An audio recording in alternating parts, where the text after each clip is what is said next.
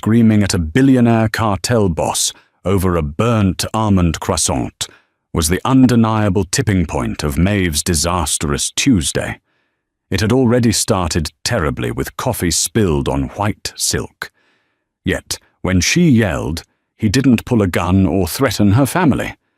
He simply looked at her, pulled out a matte black phone, and bought the entire building. He did it all just so the barista would lock the doors, forcing her to stay and drink coffee with him.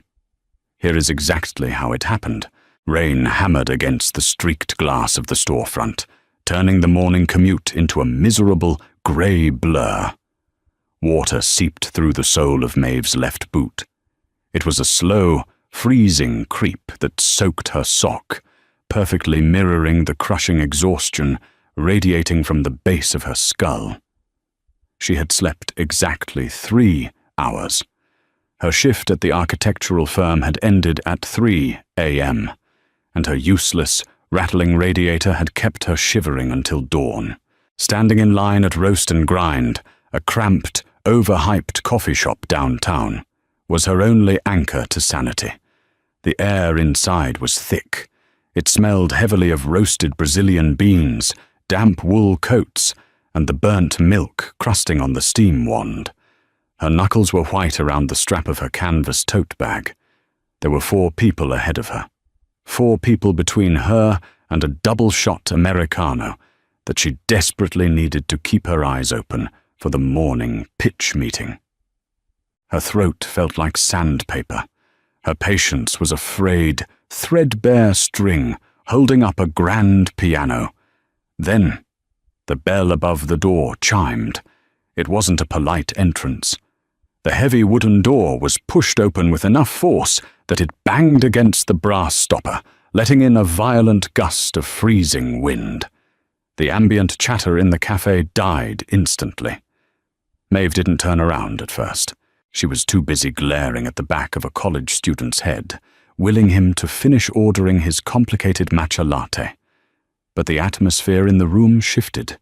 You could feel it in the air pressure, a sudden, heavy drop that made the hair on her arms stand up. The barista, a kid named Toby, who usually wore a permanent, lazy smirk, froze with a paper cup halfway to the espresso machine. All the colour drained from his face, leaving him looking like a sick Victorian child. She finally shifted her weight and glanced back. He didn't look like a customer. He looked like an eviction notice, dressed in bespoke charcoal wool. Tall, shoulders wide enough to block out the street lamps behind him.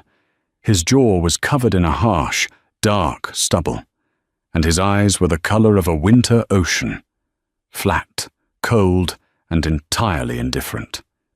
He smelled faintly of rain, ozone, and expensive peaty whiskey. Flanking him were 2 men who wore generic black suits, their hands resting loosely at their waists in a way that made her stomach knot. He didn't look at the menu. He didn't look at the line. He simply walked forward, his leather shoes making sharp, rhythmic clicks against the distressed hardwood floor, bypassing the 5 of them waiting, and stepped directly up to the register. "Double espresso, black." "Now," he said. His voice was a low, gravelly rasp. It didn't ask for permission. It was a sound used to giving orders and having them obeyed before the echo faded. Toby swallowed hard, his Adam's apple bobbing rapidly. Yes, sir. Right away, Mr. Costa." Maeve stared. The college student in front of her took a nervous step back, bumping into her shoulder, head bowed. The woman behind her was staring at the floor. Everyone was shrinking, folding themselves into the corners of the room to avoid taking up space this man clearly believed belonged to him. Something inside her snapped. It wasn't bravery. It wasn't a sudden, heroic surge of righteousness. It was the wet sock. It was the impending migraine behind her left eye. It was the fact that she had been pushed around, talked over, and ignored for 48 hours straight, and this arrogant, suit-wearing prick was the absolute final straw. "Excuse me," she said. Her voice cracked. It wasn't a strong, cinematic shout. It was harsh and ugly, scraping out of her dry throat. The two men in black suits pivoted toward her instantly, their eyes narrowing. The man at the counter, Costa, didn't move. He didn't even twitch. She stepped out of line, her wet boot squeaking pathetically on the floorboards. "Hey," I said, "excuse me." Costa finally turned his head. The movement was slow, deliberate. When his eyes locked onto hers, a spike of pure, primal ice shot straight down her spine. The air in her lungs vanished. Up close, his face was a map of harsh angles and faint, brutal scars, one cutting sharply through the tail of his left eyebrow. He looked at her the way a commuter looks at a delay on the train tracks, with total, cold irritation. "Are you speaking to me?" he asked. The volume was low, but it carried over the hiss of the espresso machine perfectly. "Yes, I am," she snapped, her hands shaking. She crossed her arms, tucking her hands into her armpits so he wouldn't see the tremors. "The line ends back there by the pastry case. We've all been waiting for 15 minutes. Get to the back." Silence fell over the cafe, like a heavy wool blanket. The hiss of the steam wand cut off. The quiet jazz playing on the overhead speakers suddenly sounded deafeningly loud. One of his guards took a step toward her, a thick hand sliding inside his suit jacket. "Watch your mouth, girl." Costa raised a single gloved hand. 2 fingers. Barely a gesture. The guard stopped dead, stepping back into the shadows. Costa turned his body fully toward her. The physical space he occupied seemed to double. Her heart hammered frantically against her ribs, a trapped bird battering against a cage. Her brain was finally catching up to her mouth, screaming at her to apologize, to look down, to shrink like everyone else. But her jaw was locked. "I have somewhere to be," Costa said, his tone dangerously soft. "So do I," she shot back, her voice trembling now, thin and reedy. "So does everyone else. Your time isn't more valuable just because your suit costs more than my rent. Wait your turn." She was panting slightly, staring up at him. Her chest heaved. She felt entirely ridiculous, standing there in her damp, oversized thrift store coat, glaring at a man who clearly owned the city. Costa stared at her. He didn't blink. His gaze tracked from her messy, wet hair, down to the dark circles under her eyes, to her white-knuckled grip on her own arms. He was taking her apart visually, dissecting the fraying threads of her sanity. Then, the corner of his mouth twitched, a microscopic, almost invisible movement. He didn't yell. He didn't order his men to drag her out. He just turned back to the terrified barista. "Cancel the espresso," Costa said smoothly. She exhaled a shaky breath, adrenaline crashing through her system so hard she thought her knees were going to buckle. She had won. He was leaving. She turned on her heel, intending to march out the door. Caffeine be damned. She couldn't stay here. The walls were suddenly too tight, the smell of roasted coffee nauseating. But as she reached for the brass handle of the front door, she heard Costa speak again. "Who owns this property?" She froze, her hand hovering inches from the cold metal of the door handle. Behind her, the scraping sound of a stool being pushed back echoed loudly. She glanced over her shoulder.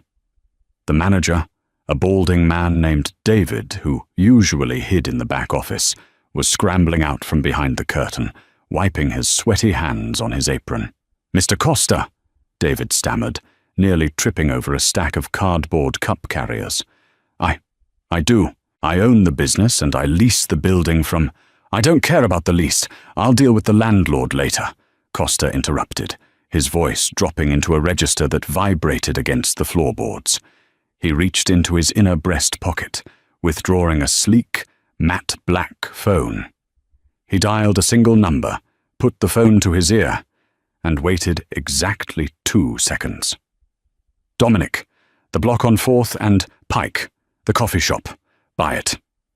Maeve's stomach plummeted. The remaining customers in the shop exchanged wide, terrified glances. "Yes, right now," Costa continued quietly into the phone, his eyes flicking over to where she stood, frozen by the exit. "Whatever the asking price is, triple it. Have the paperwork sent to my office by noon." He hung up, sliding the phone back into his coat. The casualness of it was sickening. He hadn't raised his voice. He hadn't even looked at David, the man whose entire livelihood had just been purchased with a 10-second phone call. Costa finally turned his attention to the trembling manager.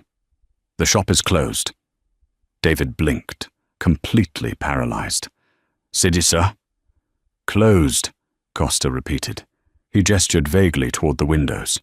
"Clear them out. Lock the doors." Panic erupted.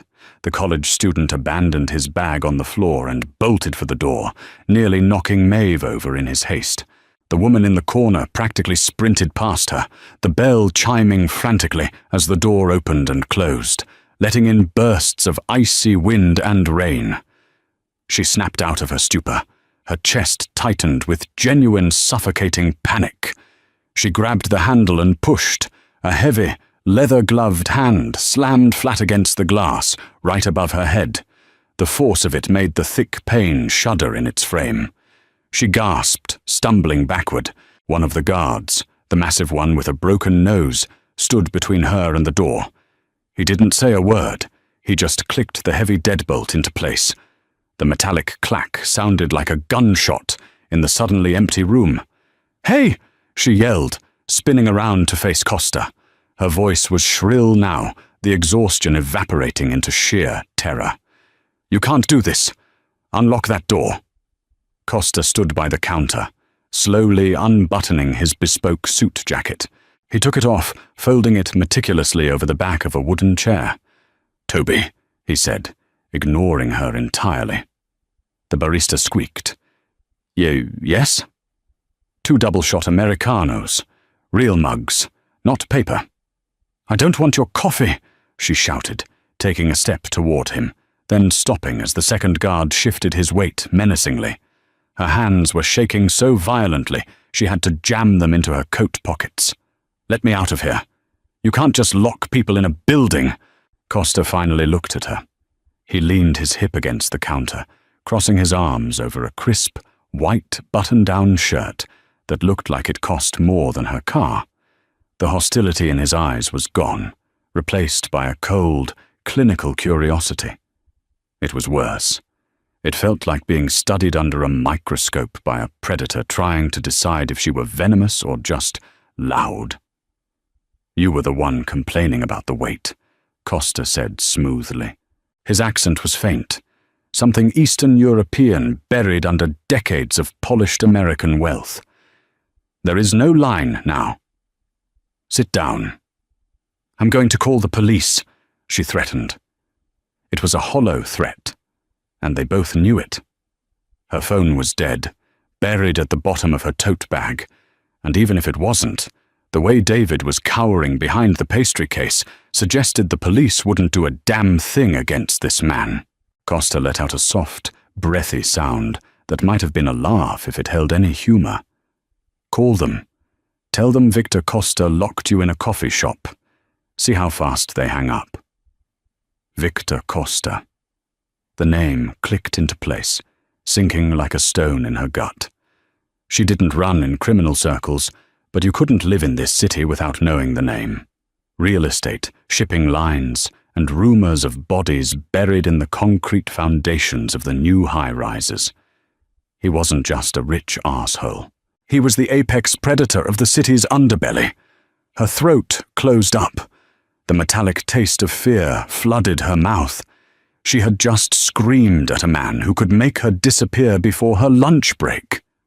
"Please," she whispered. The defiance drained out of her, leaving nothing but the bone-deep weariness she had walked in with. Her shoulders slumped. "Just let me go. I'm late for work. I'm sorry I yelled. Okay? I'm sorry." Victor's eyes narrowed slightly. The apology didn't seem to please him. It seemed to annoy him. He uncrossed his arms and pushed off the counter, taking a slow, measured step toward her. Instinctively, she backed up, her shoulders hitting the cold glass of the locked front door. "You weren't sorry 3 minutes ago," Victor said, his voice dropping into a low, quiet hum as he closed the distance between them. He stopped just outside her personal space, close enough that she could smell the sharp scent of vetiver and rain clinging to his clothes.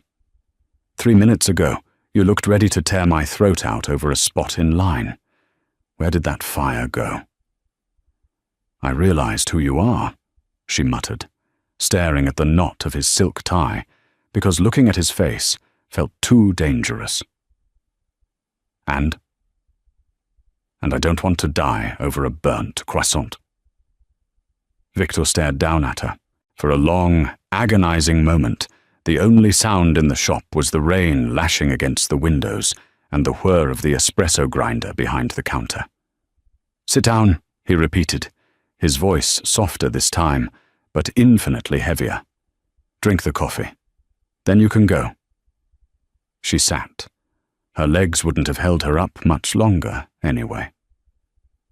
The wooden chair was uncomfortable, the table slightly sticky with old syrup residue. It was a table for two by the window, offering a perfect, cruel view of the busy sidewalk outside. People walked by, huddled under umbrellas, completely oblivious to the hostage situation happening inches away behind the tinted glass. Victor sat opposite her. He didn't slouch. He sat with the terrifying stillness of a man who never had to worry about what was behind him. Toby, hands shaking so badly the cups rattled against the saucers, approached the table.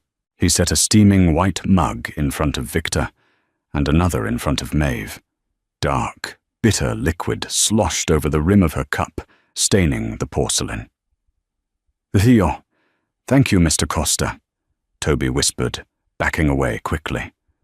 Victor ignored him, keeping his dark eyes fixed on her face. He picked up a small silver spoon, slowly stirring his black coffee. The clinking sound grated against her raw nerves. "Drink," he commanded softly. She stared at the black liquid. Her stomach churned.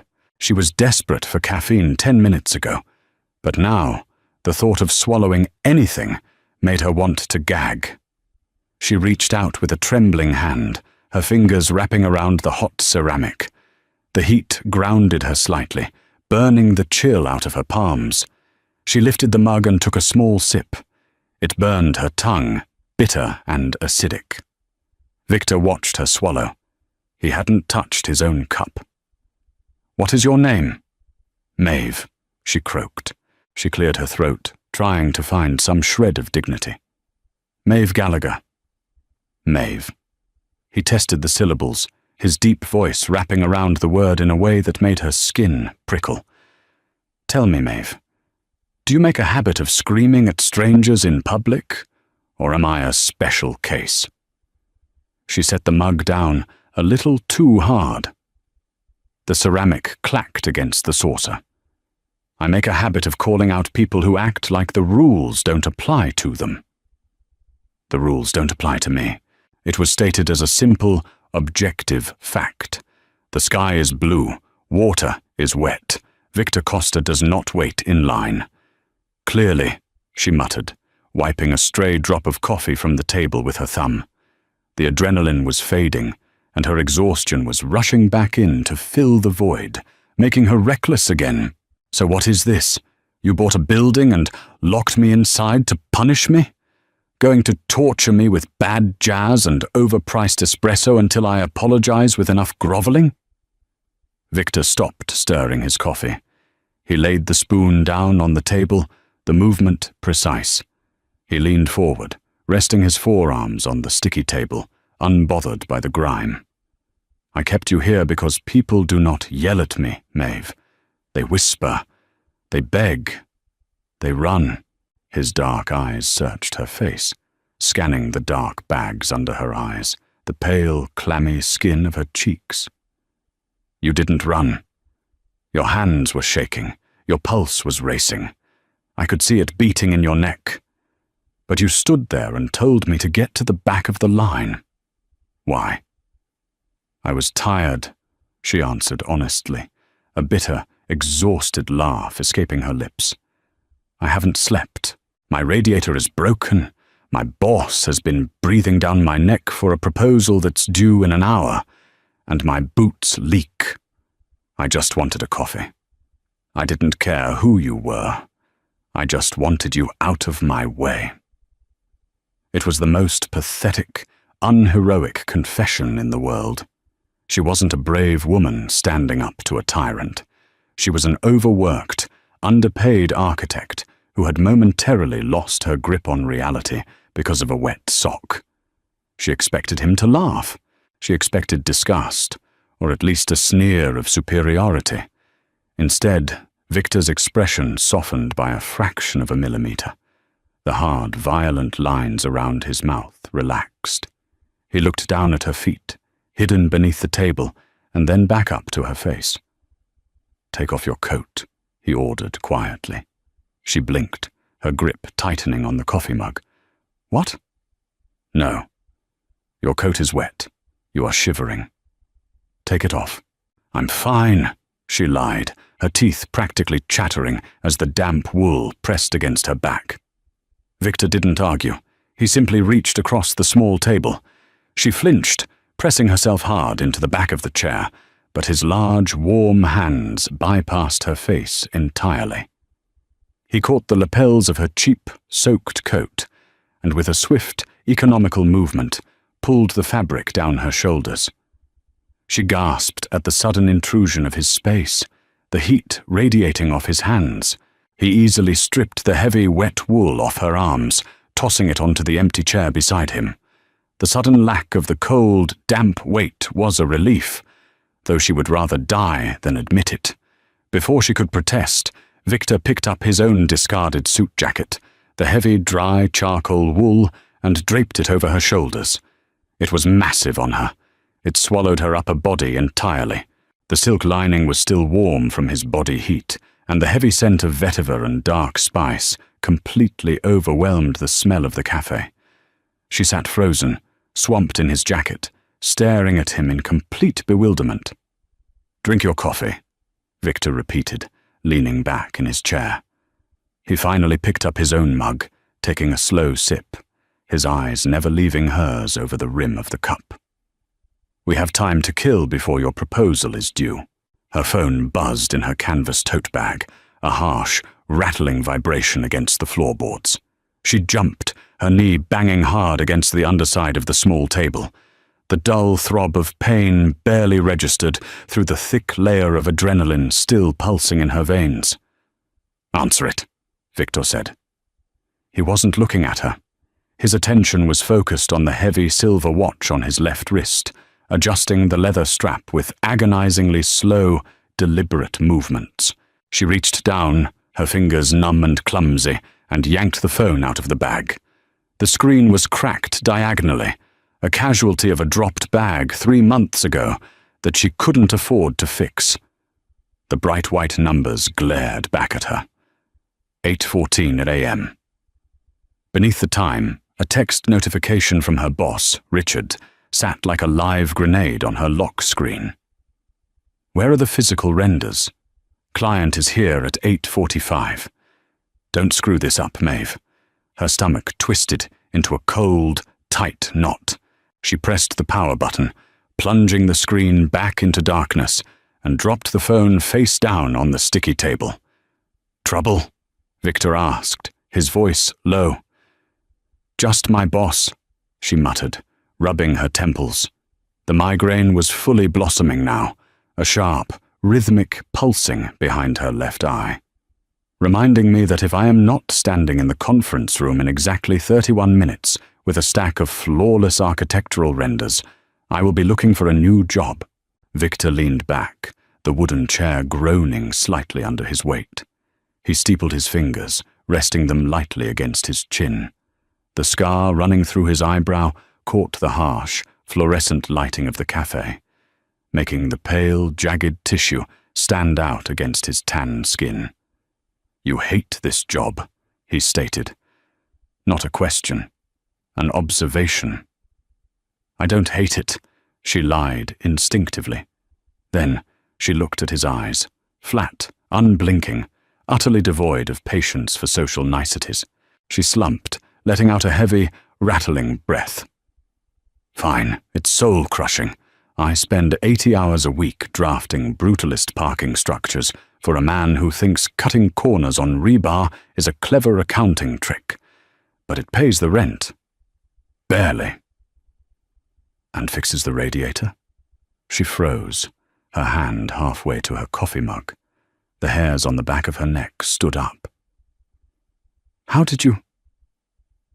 You mentioned it, Victor said smoothly, though there was a dark, amused flicker in his eyes. You said you were tired, your boots leak, your boss is breathing down your neck, and your radiator is broken. I listen, Maeve. It's a rare skill. He snapped his fingers. The sound was sharp, cutting through the low hum of the espresso machine. The larger guard, the one who had bolted the door, stepped forward instantly, moving with a silent, heavy grace that made her stomach churn. Sir, the guard murmured, keeping his eyes respectfully lowered. Find out where she lives, Victor ordered, his tone shifting from the conversational hum he used with her to a flat, dead calm. Have a crew go to her apartment, replace the heating unit, fix whatever else is broken. If the landlord objects, remind him who owns the block. No, she blurted out, half standing out of her chair. Her knees banged against the table again, spilling a dark splash of coffee over the rim of her mug onto the saucer. You can't do that. You don't know where I live, and I'm not telling you. Victor didn't move. He just tilted his head, watching her panic with that same clinical, terrifying curiosity. Sit down, Maeve. I don't want your help, she said, her voice shaking. She gripped the edges of the table, her knuckles turning white. I don't want your guys breaking into my apartment. I yelled at you. You kept me here to prove a point. Point taken. You own the city. I'm a speck of dirt on your shoe. Can we call it even now? I didn't keep you here to prove a point, Victor replied quietly. He picked up his coffee spoon again, turning it slowly between his thumb and forefinger. The metal caught the light. I kept you here because you were the first person in 5 years to look me in the eye and demand something without trembling. Until now. He gestured vaguely with the spoon toward her white-knuckled grip on the table. She forced herself to let go of the table, dropping her hands into her lap. She was trembling. She hated that he could see it. She hated that her body was reacting to him like prey, even as her brain desperately tried to maintain some illusion of control. I'm not letting your men into my apartment, she said stubbornly, her voice dropping to a harsh whisper. Victor stared at her for a long, heavy moment. Then he looked at the guard. Cancel the crew. Just find the landlord and buy the building, then evict him and transfer the deed to her. Understood, the guard rumbled, stepping back into the shadows. Her jaw dropped. The sheer, suffocating weight of his wealth crashed over her. Are you out of your mind? I am simply removing obstacles, Victor said, taking a slow sip of his coffee. He grimaced slightly, as if the bitter taste was finally registering. You are exhausted. You are stressed. I find both of those things visually unpleasant. Now tell me about the pitch. She stared at him, her brain stalling. The jump from casual real estate extortion to polite workplace inquiry gave her mental whiplash. The pitch, she repeated numbly. The client at 8:45, Victor prompted. He rested his elbows on the table, leaning in slightly. The physical proximity was overwhelming.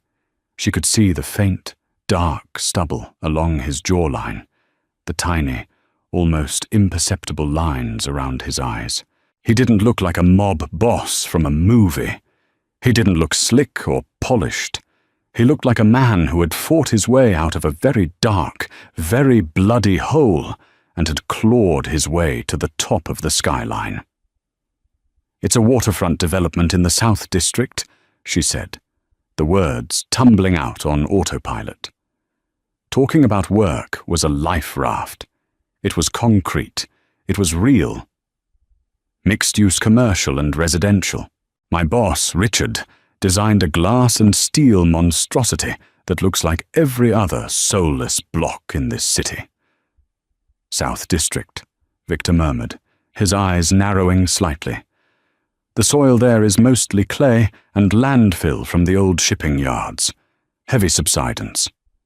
She blinked, genuinely caught off guard. "Yes, exactly. The bedrock is almost 90 feet down." "So a heavy steel superstructure clad in glass is going to sink within 5 years, unless they sink caissons deep enough to hit rock," Victor said. He wasn't guessing. He knew the terrain intimately. She suddenly remembered the rumors about his control over the concrete and steel unions. He didn't just build the city, he poured its foundations. "Richard doesn't want to pay for deep caissons," she said, her frustration overriding her fear for a split second. She leaned forward, matching his posture without realizing it. "He wants to use standard friction piles. He claims the stress load calculations will hold, but he's massaging the data. He's using outdated seismic models to justify it." "He's cheap," Victor corrected, his voice a low, dark rumble. "And stupid. When the foundation cracks, the structural integrity of the glass curtain wall will fail. You'll have shattered panels dropping onto the sidewalk in the first winter storm." "That's exactly what I told him," she said, her voice rising slightly, a strange, breathless excitement catching in her throat. She had spent 3 weeks arguing this exact point to a room full of middle-aged men in expensive suits who had treated her like a hysterical intern. Now she was sitting across from a cartel boss who was casually validating her engineering concerns. "I drafted a completely different foundational approach. Deep-driven concrete piers, tied into a raft slab. It costs 20% more up front, but it prevents the entire structure from twisting on its axis." "Show me," Victor demanded. "Show you?" She let out a harsh, incredulous laugh. "I don't have the blueprints on me. They're on the server at work." Victor reached into his pocket and pulled out a matte black fountain pen. He slid it across the sticky table, followed by a crisp white napkin from the dispenser. "Draw it." She stared at the pen, then at him. The flat, unyielding demand in his eyes left no room for negotiation. Her hands were still shaking slightly, but the familiar urge to solve a structural problem was a powerful anchor. She picked up the pen. It was heavy, perfectly balanced, the metal warm from his pocket. She began to sketch. She drew the shoreline, the retaining wall, and the loose, unstable soil composition. She mapped out the stress lines, drawing the friction piles Richard wanted, showing how the lateral force of the tide would slowly push the foundation out of alignment. Then she sketched her solution, the deep, thick concrete piers anchoring into the bedrock. Victor watched in absolute silence. He didn't look at her face. He watched her hands. He tracked the movement of the pen, the dark ink bleeding slightly into the cheap paper napkin. The only sound in the cafe was the scratching of the nib and the relentless rain against the window. When she finished, she pushed the napkin toward him. She felt entirely raw, stripped down to her bare, overworked nerves. Victor studied the drawing for a long time. His face gave away nothing. His jaw was clenched, a muscle feathering near his ear. Finally he looked up, his eyes locking onto hers with a sudden, suffocating intensity. "This is brilliant work, Maeve," he said, quietly. There was no mockery in his tone, no condescension. It was a simple, absolute truth. "You are wasted on a man who counts pennies on concrete." Her breath hitched, Her chest tightened so hard it physically hurt. No one had ever called her work brilliant. She was used to red ink, condescending pats on the shoulder, and her designs being cannibalized by men whose names went on the plaque. "It doesn't matter," she whispered, looking away, staring blindly at the pastry case across the room. "He's pitching his design today. If I don't show up with the renders for his friction pile disaster, I'm fired." "Then let him fire you," Victor said. She snapped her gaze back to him, angry now. The vulnerability vanished, replaced by a spike of bitter, defensive rage. "Easy for you to say. You just bought a building over a cup of coffee. If I lose my job, I lose my apartment. I don't have a safety net. I don't have offshore accounts." Victor's hand shot across the table. The movement was so fast she flinched, her shoulders slamming into the back of the chair. But he didn't grab her. He placed his large, scarred hand flat over the paper napkin, completely covering her drawing. "You don't need a safety net," Victor said, his voice dropping an octave, vibrating with a dark, terrifying promise. "You need a patron." The silence stretched, pulling tight like a wire about to snap. She stared at his hand. The knuckles were rough, the skin tanned and marked with a history of violence she didn't want to understand. Underneath that hand was her design, her brain on paper. The implication hung heavily in the air between them, suffocating and thick. A patron. She knew exactly what that meant in his world. It wasn't a scholarship. It wasn't a business loan. It was ownership. Victor Costa didn't invest in things. He possessed them. Her phone vibrated again against the table. 8:31 a.m. The sound shattered the spell. The reality of the world outside this bizarre, hermetically sealed bubble came rushing back in. The rain, the traffic, Richard's red-faced screaming, the overdue electrical bill sitting on her kitchen counter. She grabbed her phone and shoved it into her pocket. She reached for the lapels of Victor's jacket, intending to pull it off, but his hand moved from the napkin to her wrist. His grip was not painful. It wasn't tight enough to bruise, but it was immovable. His fingers wrapped around the delicate bones of her wrist, his thumb resting directly over her frantic, racing pulse.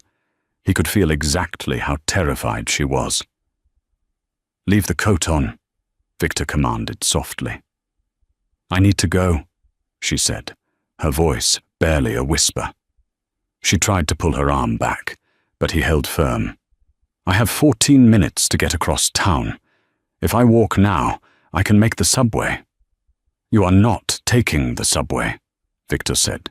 He finally released her wrist, the sudden absence of his heat leaving a cold patch on her skin. He stood up. The sheer size of him dominated the small space. He buttoned his white shirt at the collar, adjusting his tie with one hand.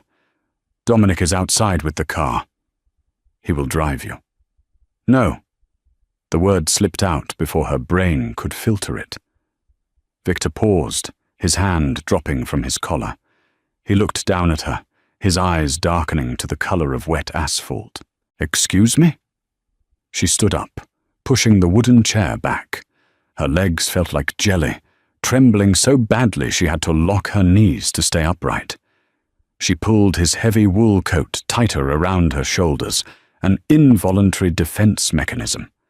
It smelled like him, and it made her feel sick with how much she wanted to disappear inside it. "I said no." She forced the words out, keeping her chin lifted. "I yelled at you. You kept me here. We talked. Now it's over.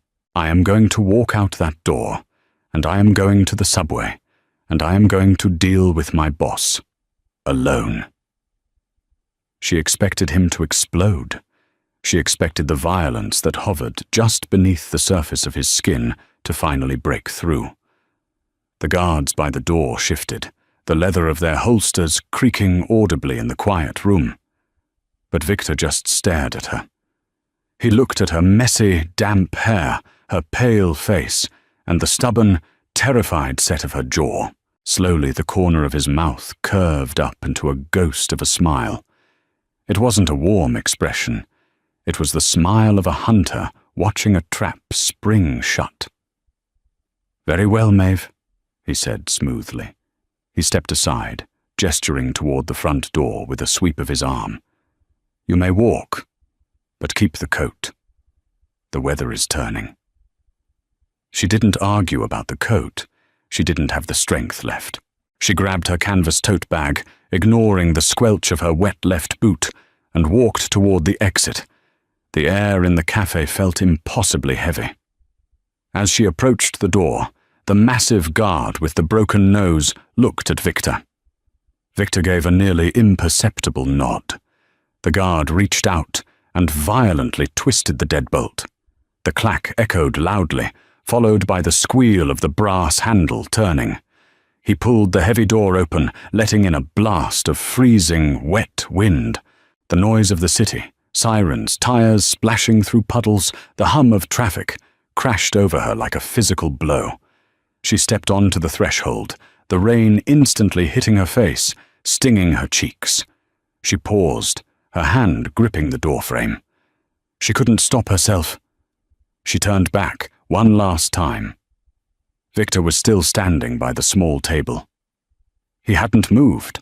He was watching her with those flat, dead eyes, the white paper napkin with her design still resting on the table in front of him. "Good luck with your pitch, Maeve," Victor called out over the sound of the rain, his voice cutting through the noise with chilling clarity. "I have a feeling Richard is going to be very receptive to your ideas today." Her stomach bottomed out. The cold tone of his voice carried a promise that had absolutely nothing to do with architectural integrity. She turned and practically ran out into the storm, the heavy silk lining of his coat flapping against her legs. She hit the sidewalk, dodging umbrellas and briefcases, her heart hammering a frantic, desperate rhythm against her ribs. She made it to the subway entrance, plunging down the concrete stairs into the humid, subterranean gloom. As she swiped her worn Metro card, she glanced down at her wrist, rubbing the spot where his fingers had rested. Her pulse was still racing, loud and erratic in her ears. She thought she had walked away. She thought she had stood her ground and won her freedom. But as she stood on the crowded platform, shivering inside a billionaire mobster's bespoke suit coat, staring at the dark tunnel ahead, a cold, hard realization settled heavily in her gut. Victor Costa hadn't let her go. He had just lengthened the leash. The elevator bank at Harrison and Webb Architecture smelled permanently of ozone and burnt dust. She stood in the brushed steel box, watching the floor numbers tick upward in glowing red. Floor 12, floor 13. Her left boot squelched with every minor shift of her weight. She looked like a deranged vagrant. Victor's massive charcoal coat swallowed her frame, the sleeves rolled up twice, just so her hands could emerge. The silk lining clung to her damp blouse. Floor 15. The doors dinged and slid open. She braced herself for the screaming. Richard was a man who communicated primarily through spit and vein-popping volume. She fully expected him to be waiting by the reception desk, ready to fire her publicly before she could even take off this ridiculous coat. The reception area was dead silent. Sarah, the chronically bored receptionist, was sitting rigid behind her curved desk. Her headset hung loosely around her neck. She wasn't typing. She was staring straight ahead, her face the color of skim milk. "Sarah?" she asked, her voice cracking slightly. She flinched, her eyes snapping to Maeve.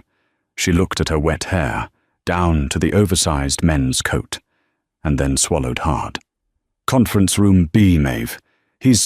They're waiting." Her stomach plummeted. The client was already here. She was dead. She was walking the plank. She trudged down the carpeted hallway, the squelch of her boot the only sound in the sterile environment. The glass walls of conference room B loomed at the end of the corridor. Through the frosted middle pane, She could see silhouettes. 3 men. She pushed the heavy glass door open. It hissed on its pneumatic hinges. "Richard, I'm sorry," she started, the apology tumbling out of her mouth automatically.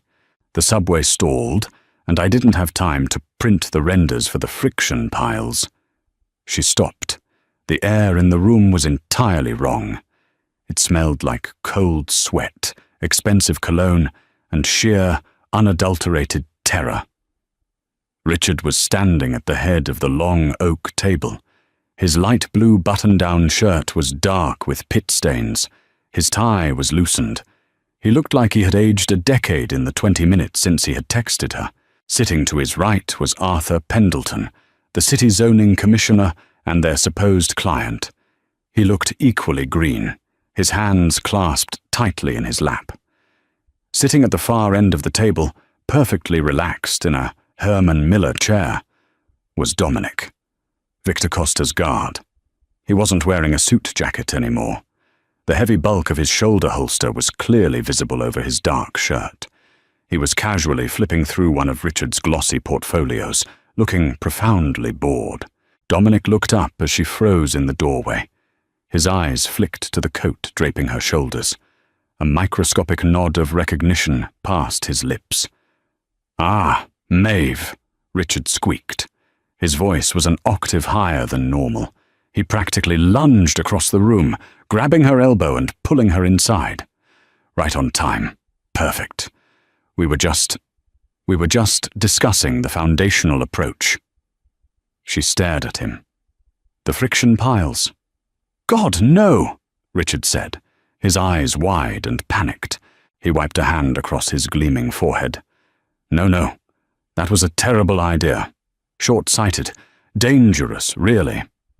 I was just telling Mr. Pendleton here that my senior architect, that's you, Maeve, had drafted a brilliant, fully realized plan for deep-driven concrete piers, a raft slab, the only responsible choice for the South District. Her jaw physically dropped. She looked at Arthur Pendleton.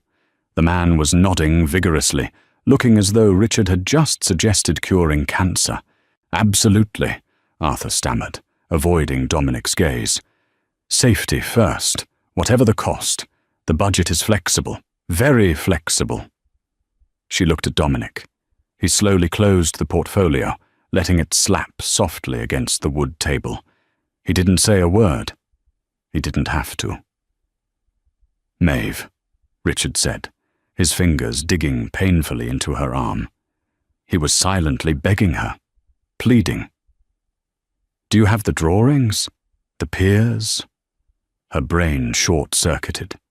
She thought back to the cafe.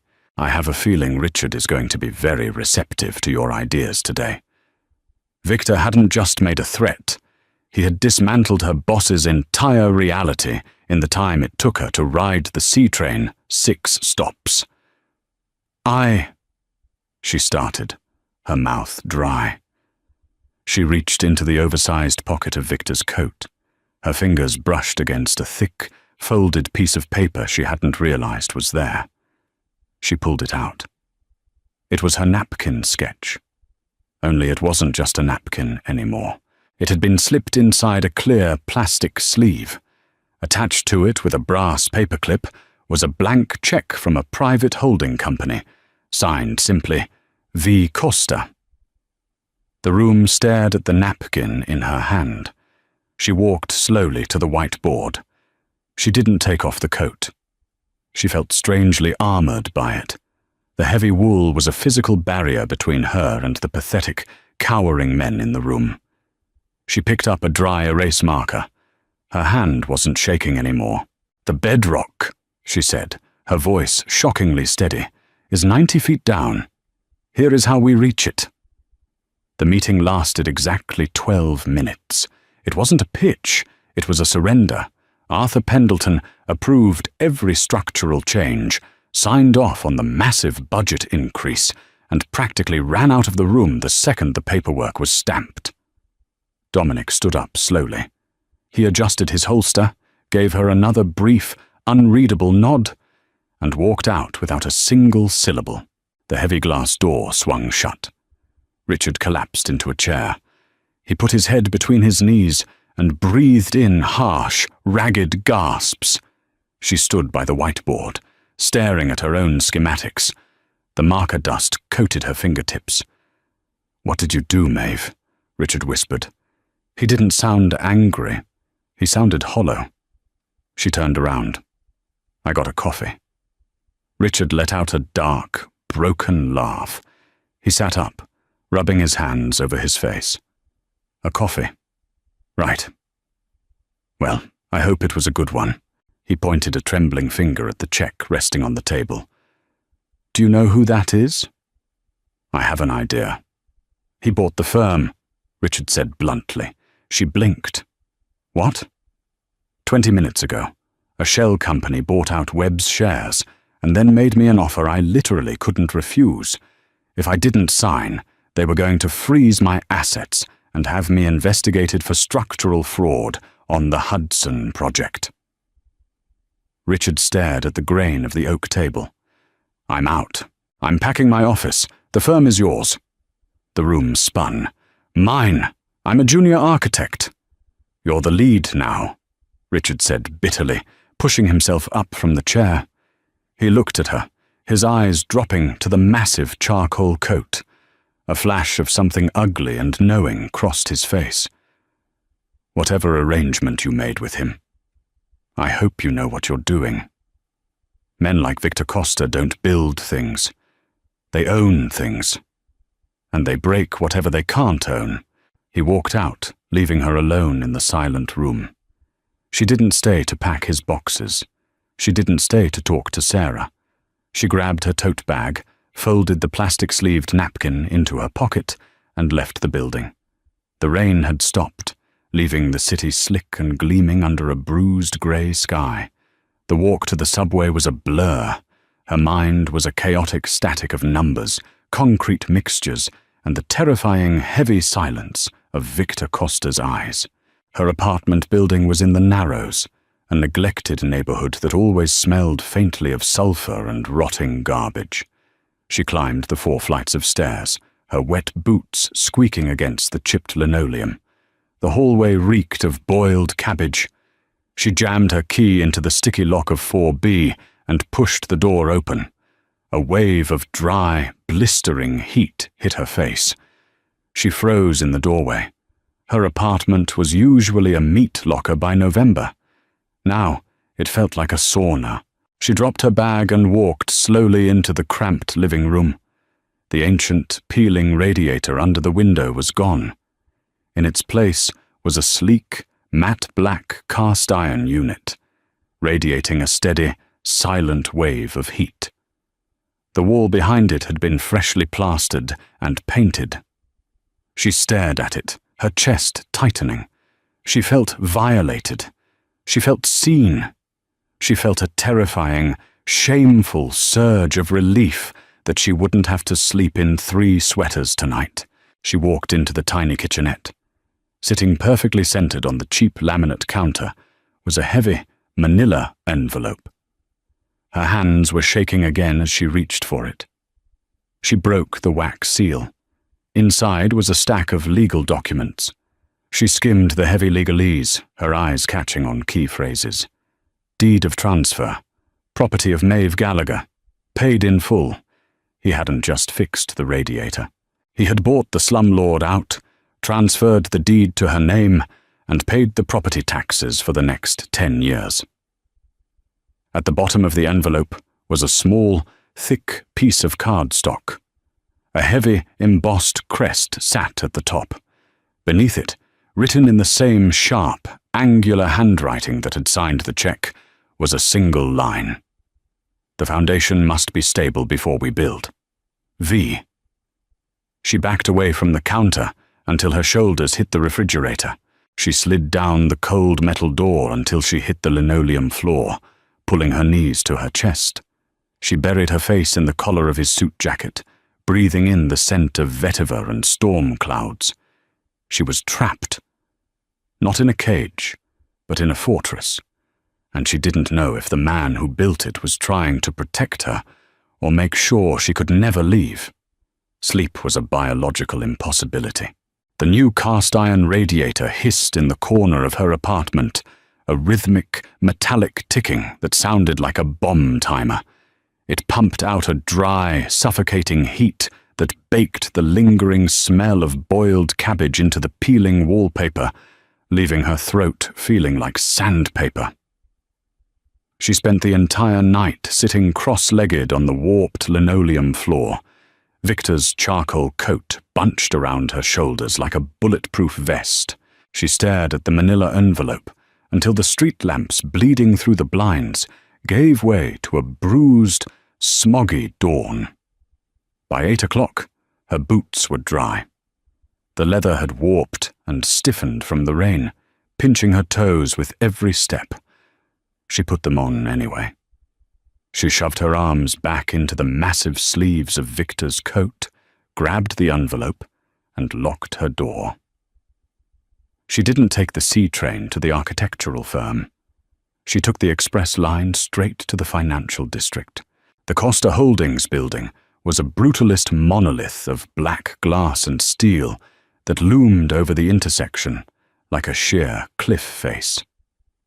The morning sun hit the facade, but the tinted windows didn't reflect the light. They seemed to swallow it whole. She pushed through the heavy revolving doors, the canvas of her tote bag scraping against her hip. The lobby was a cathedral of chilled marble and aggressive silence. The air conditioning was cranked so high it made her eyes water. It smelled faintly of ozone and expensive floor wax. There was no directory, no bustling crowds of interns, just a sweeping desk carved from raw obsidian, flanked by 2 men in dark, perfectly tailored suits. They didn't ask for her ID. They didn't ask if she had an appointment.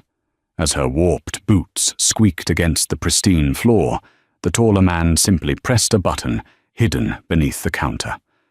A frosted glass elevator door behind him slid open with a soft, hydraulic hiss. They were expecting her.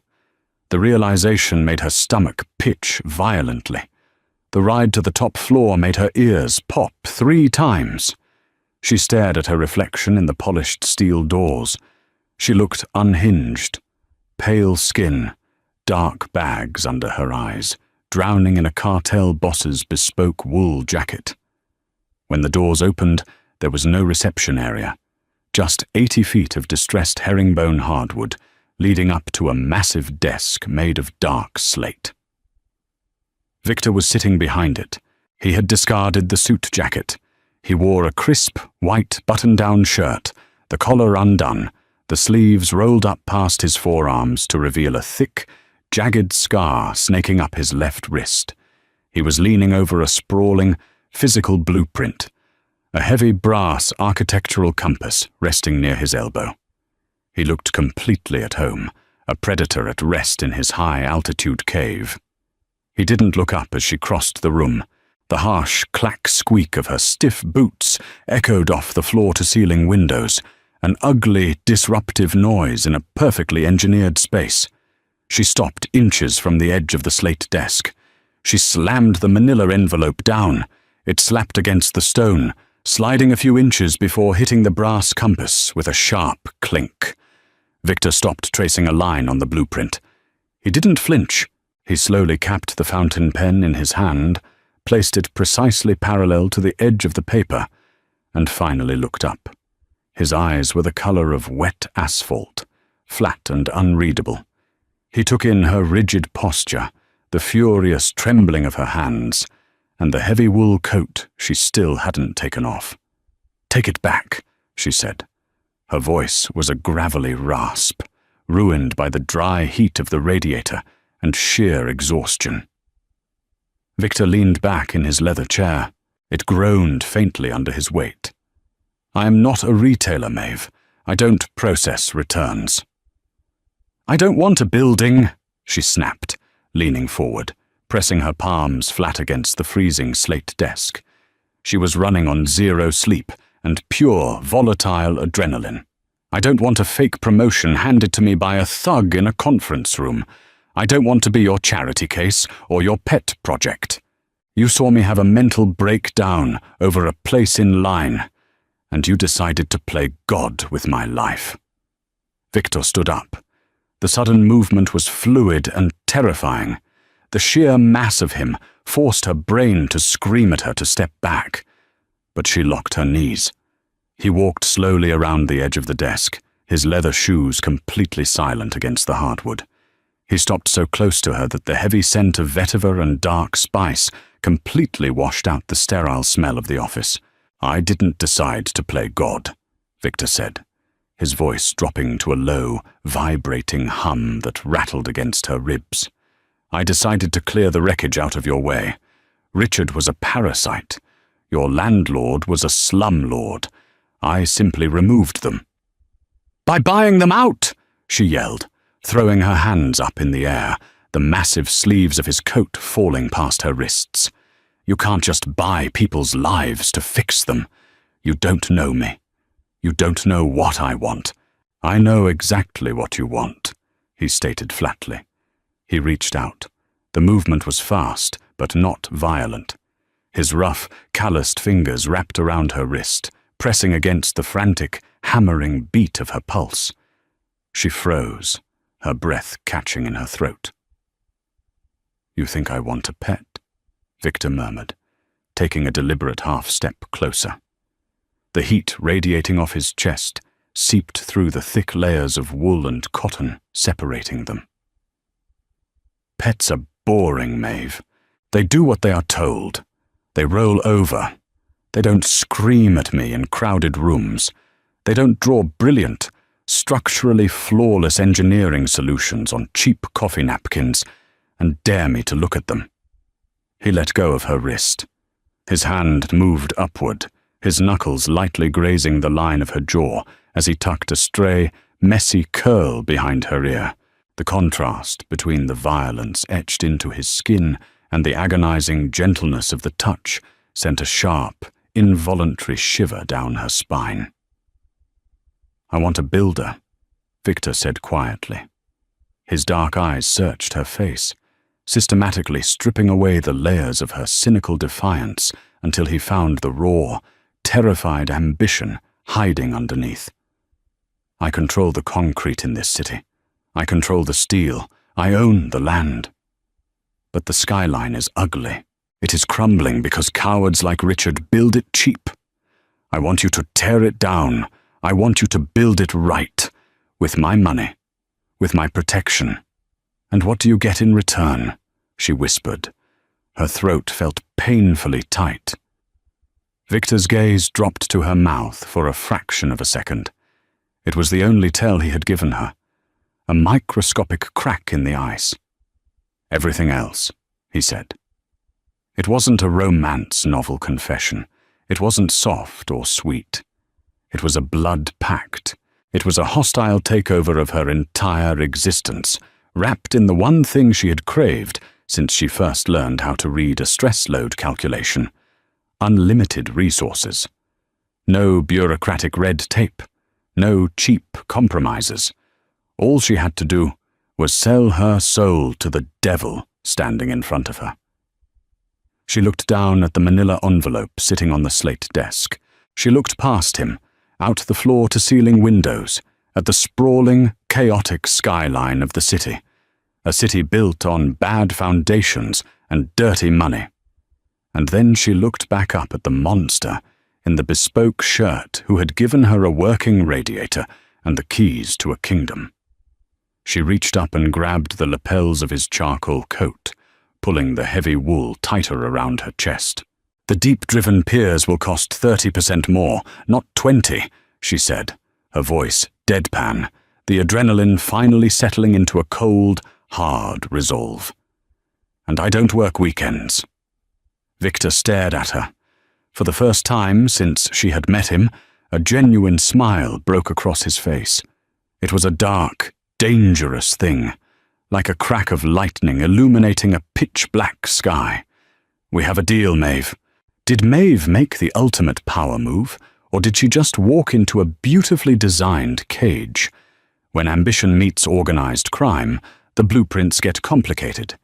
If you loved this deep dive into the gritty, tension-filled world of mafia romance, hit that like button. It helps us bring more dark, grounded stories to life. Who do you think really holds the power now, Maeve or Victor? Let us know in the comments below. Don't forget to share this video with your fellow romance addicts, and hit subscribe and the notification bell so you never miss a new story.